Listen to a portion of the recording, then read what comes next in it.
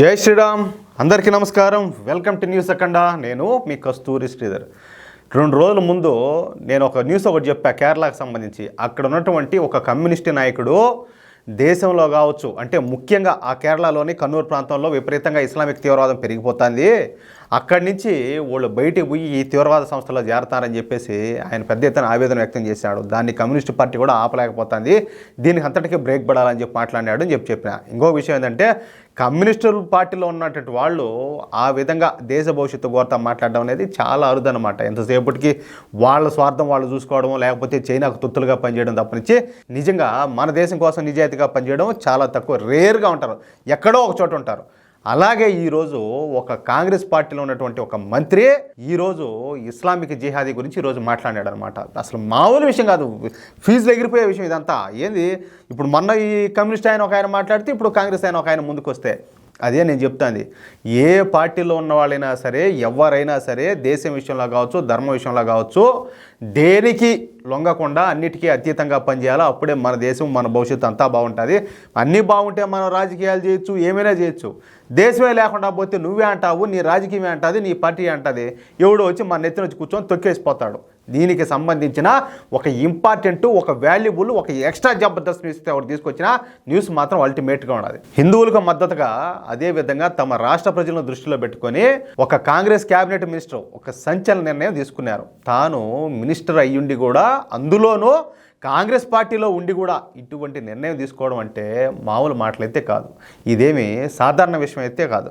ప్రస్తుతం దేశవ్యాప్తంగా ఈ న్యూస్ అయితే హోరెత్తిపోతుంది. ఈ కాంగ్రెస్ మినిస్టర్ తీసుకున్న నిర్ణయంతో కాంగ్రెస్ పార్టీ పెద్దలు కూడా నెత్తి నోరు బాదుకుంటున్నారు. ఎందుకంటే తమ ఓటు బ్యాంక్ అయినటువంటి ఎవరు ఆ వర్గం వాళ్ళు ఉన్నారు కదా, వాళ్ళు తమకు ఎక్కడ దూరం అవుతారని చెప్పేసి భయపడి చేస్తున్నారు. ఇప్పుడు ఇంకా అసలు విషయం లేకొచ్చే ముందు మనం యోగి ఆదిత్యనాథ్ గురించి కొన్ని మాటలు మాట్లాడుకోవాలి.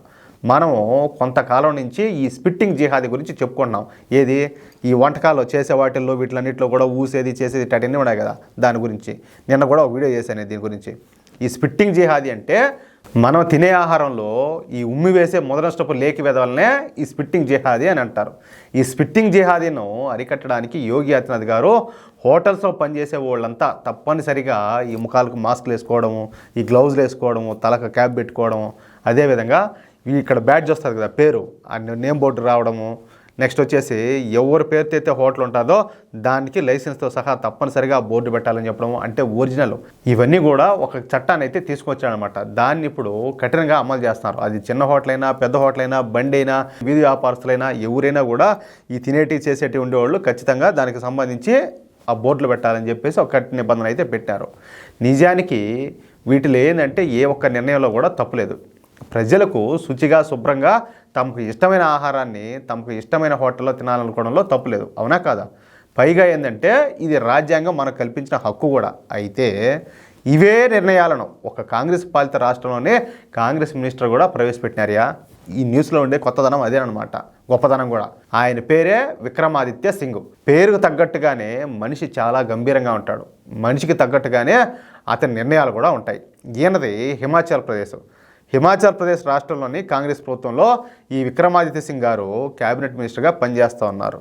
ఉత్తరప్రదేశ్లో ఈ స్పిట్టింగ్ జిహాదీని అరికట్టడానికి యోగి ప్రభుత్వం తీసుకున్న చర్యలను హిమాచల్ ప్రదేశ్లో కూడా అమలు చేయాలని చెప్పేసి ఈ విక్రమాదిత్య సింగ్ భావించారు. హిమాచల్ ప్రదేశ్లోని ఈ హోటల్స్ యజమానులు, ఈ వీధి వ్యాపారస్తులు తమ ఒరిజినల్ నేమ్స్ను డిస్ప్లే చేయాలని చెప్పి, అలాగే హోటల్స్లో పనిచేసే వర్కర్లంతా కూడా ముఖానికి తప్పనిసరిగా మాస్కులు ధరించాలని, అంతేకాకుండా తమ దుస్తులపై తమ పేర్లను తగిలించుకోవాలని చెప్పేసి ఆదేశాలు జారీ చేశాడు. చూడండి, అసలు ఇటోళ్ళు కాంగ్రెస్లో ఎందుకున్నారు? నాకు తెలిసి ఇటోళ్ళు చాలా రోజులు ఉండను కూడా ఉండలేరు నాకు తెలిసి. అయితే ఈ విక్రమాదిత్య సింగ్ తీసుకున్న నిర్ణయంలో ఏ ఒక్కటైనా తప్పునాదా చెప్పండి? ఒక్కటంటే ఒక తప్పు కూడా లేదు, అవునా కదా? పైగా ఏంటంటే ప్రజల ఆరోగ్య భద్రత దృష్ట్యా ఈ విక్రమాదిత్య సింగ్ ఈ నిర్ణయాలు అయితే తీసుకున్నారు. అయితే ఇక ఆయన ఈ మాటలు చెప్పిన ఒక గంట లోపే కాంగ్రెస్ మినిస్టర్ అయినటువంటి విక్రమాదిత్య సింగ్ వివాదాస్పద నిర్ణయం తీసుకున్నారని చెప్పేసి, హిందువులకు అనుకూలంగా ప్రవర్తిస్తున్నారని చెప్పేసి మీడియా మేధావులు గొంతు చించుకొని అరుస్తున్నారు. అంటే ఈడ ఆయన ఏమన్నాడు, సరే మొహానికి మాస్కులు వేసుకుంటారా స్వామి, గ్లౌజులు వేసుకోండి, తల క్యాప్ పెట్టుకోండి, బీడ వచ్చేసి మీ పేరు తగిలించుకోండి అని చెప్పినాడు. శుచిగా ఉండండి, శుభ్రంగా ఉండండి, మీ హోటల్స్ కావచ్చు ఏడైనా కావచ్చు ఆ బోర్డులో పెట్టండి అని చెప్పినాడు. దాంట్లో హిందువుల పక్షాన మాట్లాడడం ఏమున్నది అంటే ఆరోగ్య ప్రమాణాలు పాటించండి, శుచిగా శుభ్రంగా ఉండండి అని చెప్పడం అది హిందువులకు ఫేవర్గా మాట్లాడినట్ట. అంటే ఊయండి ఉచ్చబోయండి అని చెప్తే అంటే దీన్ని బట్టి ఏమర్థం చేసుకోవాలా అంటే నేను ఎక్కువ మాట్లాడకూడదు అంటే ఎవరు శుచిని శుభ్రతను ఎవరు పాటిస్తారు లేకపోతే ఇంకెవరు ఎలా ఉంటారని అనుకోవాలా అంటే దీనికి ఏమర్థము. అంతేకాకుండా ఈ విక్రమాదిత్య సింగ్ను పార్టీ నుంచి సస్పెండ్ చేయాలని చెప్పేసి డిమాండ్ కూడా చేస్తారు. ఏది ఇప్పుడు ఆయన తీసుకునే నిర్ణయాలకు. అయితే విక్రమాదిత్య సింగ్ వీళ్ళెవరికి కూడా భయపడే రకం కాదు. ఏం చేసుకుంటారో చేసుకోండి అని చెప్పి తాను చేయాల్సిన పని అయితే ఆయన చేసుకుంటా పోతాడు. అయితే మనకు అందుతున్న సమాచారం ప్రకారం విక్రమాదిత్య సింగ్ను మంత్రివర్గం నుంచి కాంగ్రెస్ పార్టీ బహిష్కరించాలని చెప్పి చూస్తానంట. అంటే మంచి చేసేవాళ్ళు కాంగ్రెస్ పార్టీకి అక్కర్లేదనమాట. ఎంతసేపటికి వాళ్ళు ఎన్ని తప్పు చేసినా ఊయిని ఉచ్చపోయినా వాళ్ళు ఏం చేయని వాళ్ళని నెత్తిన పెట్టుకొని వాళ్ళు వెనకేసుకొని వచ్చామంటే ఆ పార్టీలో బాగుంటారు. లేదా ఏదైనా నిజాయితీగా పనిచేస్తే ఎట్టుంటుందంటే ఇది ఎట్టుంటుంది. అది కథ.